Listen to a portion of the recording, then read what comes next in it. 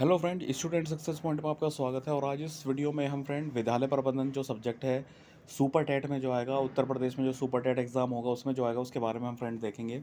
तो फ्रेंड काफ़ी इंपॉर्टेंट है क्योंकि जीके वगैरह होती है उसको बच्चे सॉल्व कर लेते हैं, मैथमेटिक्स होती है उसको सॉल्व कर लेते हैं, और उसके अलावा जो जनरल स्टडीज़ है जैसे जीके वगैरह हो गई इसको भी बच्चे सॉल्व कर लेते हैं। पर सबसे बड़ी दिक्कत कहाँ आती है फ्रेंड? सबसे बड़ी दिक्कत आती है आपका जो विद्यालय प्रबंध या स्कूल मैनेजमेंट जो सब्जेक्ट है उसको सॉल्व करने में। तो फ्रेंड इसके बारे में देख लेते हैं थोड़ा सा। तो इसके बारे में फ्रेंड देखिए, विद्यालय जो प्रबंध है इसके बारे में थोड़ा सा आपको और बता दूं कि फ्रेंड देखिए इसमें होता क्या है एक्चुअली में, कि जैसे आप अपने घर को चलाने के लिए क्या करते हैं कि जितना भी आपके खर्चे होते हैं उनको अलग प्रबंध करते हैं, अपनी सेविंग का अलग प्रबंध करते हैं। उसके अलावा फ्रेंड आप क्या है कि अपना जैसे कहीं रिलेशन में जाना है, शादी में जाना है, कोई फंक्शन में जाना है, वहाँ आप मैनेजमेंट करते हैं, अपना जॉब का मैनेजमेंट करते हैं, हर तरीके से मैनेजमेंट करते हैं जब एक अच्छी फैमिली आप बनकर उभरते हैं। तो इसीलिए फ्रेंड क्या होता है, उसी प्रकार से स्कूल में जैसे मेन मोटिव क्या होता है, बच्चों को शिक्षित करना और अपने पैरों पर खड़ा करना। तो उसके लिए क्या होता है कि जो हमें जो विद्यालय का मैनेजमेंट है वो बहुत ज़रूरी होता है। तो देख लेते हैं फ्रेंड इसके बारे में थोड़ा। देखिए जो टॉपिक है ये आपका है शिक्षा प्रबंध। तो फ्रेंड देखिए शिक्षा प्रबंध जो आपका टॉपिक है काफ़ी इंपॉर्टेंट टॉपिक है, इसको ध्यान से समझिएगा। और मेरा सभी से रिक्वेस्ट है, जो जो इस वीडियो को देख रहे हैं प्लीज़ चैनल को सब्सक्राइब कर लीजिए, वीडियो को शेयर कीजिए। तो फ्रेंड देखिए, संगठन व्यक्तियों का एक समूह होता है जिसके निश्चित उद्देश्य होते हैं, उन्हें प्राप्त करने का प्रयास किया जाता है। इन संगठनों को निर्देशित, समन्वित तथा एकीकृत करने के लिए प्रबंध की आवश्यकता होती है। प्रबंध को सरल शब्दों में संगठन में व्यक्तियों से कार्य कराना है। तो देखिए मेन मोटिव क्या है कि संगठन का प्रबंधन का मेन मोटिव क्या है कि जो इसमें संगठन में, यानी कि जैसे आपका घर है तो घर के जो आपके सदस्य हैं, देखिए घर में क्या होता है, जैसे आपकी मदर होती है खाना बनाती हैं, बच्चे पढ़ाई करते हैं, थोड़ा बहुत माँ बाप के कामों में हाथ बढ़ाते हैं, और पिताजी जो है वो सर्विस करते हैं, वो नौकरी करते हैं, पैसा कमा कर लाते हैं। तो हर किसी का क्या होता है फ्रेंड कि कुछ ना कुछ वर्क होता है। तो उसी तरीके से जो आपका फ्रेंड संगठन होते हैं उनसे क्या होता है, काम कराना होता है, यानी जो संगठन में जो व्यक्ति हैं। तो घुमा फिरा कर आप ये मान के चलिए, जो आपके व्यक्ति होते हैं फ्रेंड, तो जो आपके व्यक्ति हैं उनको क्या होता है फ्रेंड, व्यक्तियों से कार्य कराना। तो ये क्या होता है आपका, व्यक्तियों से कार्य कराना ही, इसी को हम क्या बोल देते हैं, मैनेजमेंट बोल देते हैं। अब देख लेते हैं फ्रेंड प्रबंध का अर्थ एवं परिभाषा। तो देखिए इसके प्रबंध की जो अर्थ क्या होता है, तो देखिए प्रबंध की कुछ परिभाषा दी गई है। एक संगठन में कार्यरत व्यक्तियों के प्रयासों से निश्चित उद्देश्य को प्राप्त करने के लिए नियोजन, निर्देशन एवं समन्वित करने को प्रबंध कहते हैं। ठीक है, देखिए क्या होता है कि जैसे जो भी व्यक्ति, सपोज कीजिए स्कूल है, स्कूल में जितने भी टीचर्स हैं, देखिए टीचर होते हैं, हेडमास्टर होते हैं, आपका प्रिंसिपल होता है, उसके अलावा जो पियोन्स होते हैं, उसके अलावा जो आपके जो स्कूल के जो मरम्मत करने वाले जो कुछ लोग होते हैं वो होते हैं। ठीक है, आपके स्कूल में जैसे पियोन वगैरह होते हैं, उसके अलावा जो कुछ जो है, जैसे स्कूल में वाटर का मैनेजमेंट करना है या जो भी कुछ करना है उसके लिए भी बहुत सारे व्यक्ति होते हैं। तो एक कलेक्शन ऑफ स्टाफ होता है, ये बहुत बड़ा स्टाफ होता है। कुछ होता है टीचिंग स्टाफ, होता है नॉन टीचिंग स्टाफ। तो ये चीज़ आपको समझ में आ गई होगी। तो देखिए उन सबको आपको क्या करना है, कुछ अपना निश्चय उद्देश्य प्राप्त करना है। तो निश्चित उद्देश्य प्राप्त करने का मतलब क्या होता है कि बच्चों को एक तरीके से सफल बनाना। तो उसके लिए आपको देखो नियोजन, निर्देशन, यानी कि जो आप उनको निर्देश देते हैं, और समन्वित करने को ही प्रबंध कहते हैं। प्रबंध मानवीय एवं भौतिक साधनों की उद्देश्य की प्राप्ति करने के लिए एक समन्वय है। यानी कि देखिए जो प्रबंध होता है वो क्या होता है, मानवीय, यानी कि जो इंसान होते हैं वो, और भौतिक साधनों, जैसे भौतिक साधन जो भी होते हैं, आपके स्कूल की बिल्डिंग है उसमें आपके डेस्क है, ब्लैक बोर्ड है, चौक है, डस्टर है, आपका लेसन प्लान है, बुक्स है, जो टीचर के लिए एक अलग स्टाफ रूम है, तो वो सारे क्या हो गए, भौतिक साधन हो गए। तो की उद्देश्य को प्राप्त करने के लिए समन्वय है। उसके बाद देखिए प्रबंध वह है जो एक प्रबंध संपदा करता है। तो देखिए नेक्स्ट डेफिनेशन क्या दिया है, प्रबंध वह जो एक प्रबंधक संपादन करता है। यानी कि जो क्या होता है आपका प्रबंधक, क्या होता है, मैनेजर, यानी कि जो मैनेजमेंट करने वाला मुख्य आदमी होता है वो क्या होता है, उसका संपादन करता है। उसके अलावा देखिए फ्रेंड और देख लेते हैं डेफिनेशन। लॉरेंस ए एप्ले के अनुसार प्रबंधक क्रियाओं का नियोजन तथा निर्देशन ही नहीं अपितु मनुष्य का विकास करता है। देखिए विकास तो डेफिनेट सी बात है, विकास करेगा।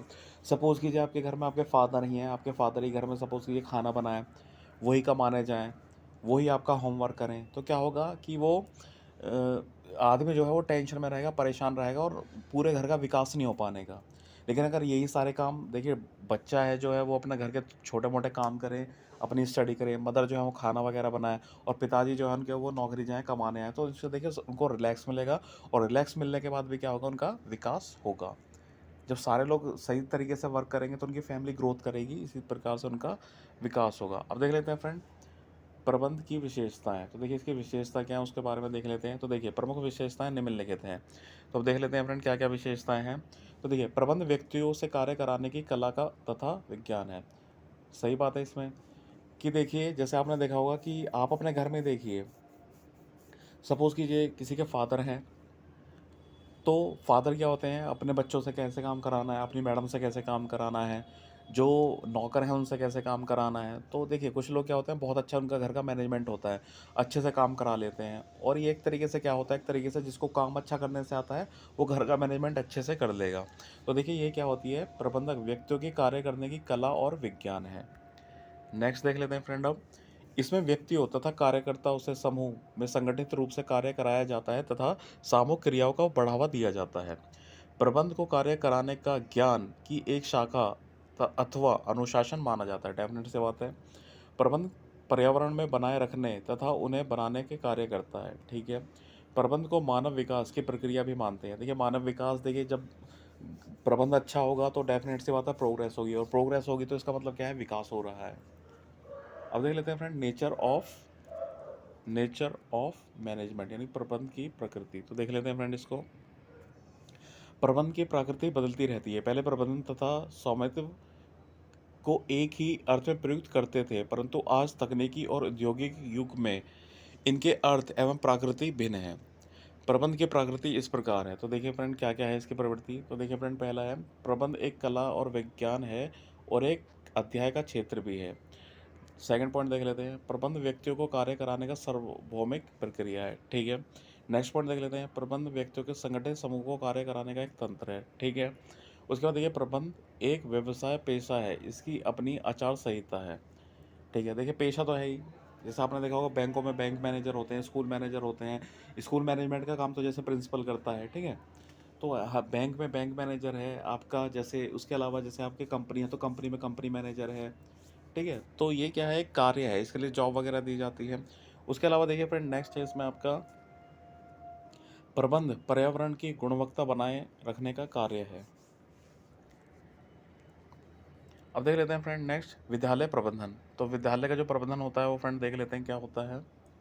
तो देखिए एक सबल एवं प्रभावशाली विद्यालय प्रबंध की अनेक विशेषताएं होती हैं। यह प्रमुख विशेषता का उल्लेखन किया गया है, वे इस प्रकार है। तो देख लेते हैं फ्रेंड क्या क्या है विशेषता। विद्यालय प्रबंधन में लचीलापन, विद्यालय प्रबंधन की व्यवहारिकता, विद्यालय प्रबंध का प्रारूप समाज, राष्ट्रीय राजनीति तथा दर्शन के अनुरूप, विद्यालय प्रबंध की समक्षता, अपेक्षित उद्देश्यों की प्राप्ति। तो देखिए फ्रेंड ये सारे क्या हैं आपके विद्यालय प्रबंध है। तो इसको फ्रेंड देख लेते हैं, समझ लेते हैं। देखिए विद्यालय प्रबंधन में लचीलापन, लचीलापन क्या होता है, देखिए फ्रेंड देखिए लचीलापन का मतलब होता है स्ट्रिक्ट ना होना। ठीक है। सपोज कीजिए किसी टीचर ने बोल दिया कि भैया मुझे तुझसे ये काम करवाना ही है, और सामने वाला कोई बंदा कर नहीं रहा है उसको। ठीक है।